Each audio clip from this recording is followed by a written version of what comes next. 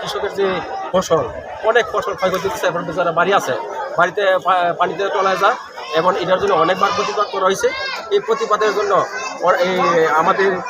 আমার ছোটো ভাই মোহাম্মদ শাহিনকে ধরে নিয়েছে। কিন্তু শাহিনের মুক্তি চাই।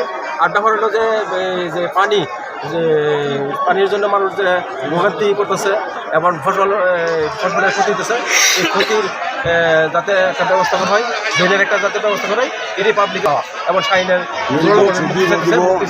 এই কোম্পানির লেগে, এই ফিট কোম্পানির লেগে আর সুতির বন্ধ আওয়াজে আমরা মরার অবস্থা। আমরা অনেক চাইতেছি এটা খালি কোম্পানি এটা বদ্ধ যেতে এবং পানি নিষ্কাশনের ব্যবস্থা এবং শাহিনকে মুক্তি চাই। শাহিন মুক্তি হবে, রাস্তা শিয়া বাটার ও ভিটামিনে সমৃদ্ধ লিলি বিউটি সোপ, তারুণ্যময় উজ্জ্বল ত্বকের জন্য। ব্যক্তি রাস্তা অবরোধ করেছিল।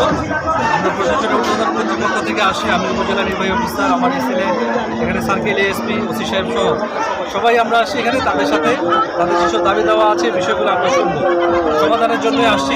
এটি আশ্বাস দিয়েছি যে আমরা কথা বলে বসে সমাধান করে তারপরে এটার একটা ব্যবস্থা নিব।